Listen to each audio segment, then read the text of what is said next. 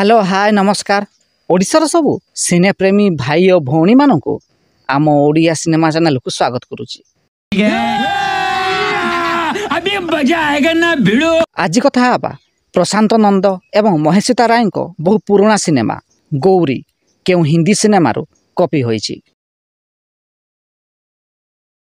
1968 मसीह release होता एक Hindi cinema jar ना रही बहुराणी।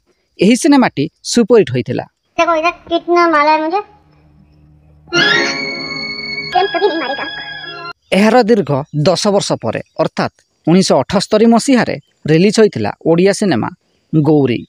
यही सिनेमा को निर्देशना देइथिले धीर विश्वाल, संगीत निर्देशना देइथिले प्रफुल्ल कर। यही सिनेमार मुख्य भूमिका प्रशांत नंद एवं महेशिता राय अभिनय करथिले। देखो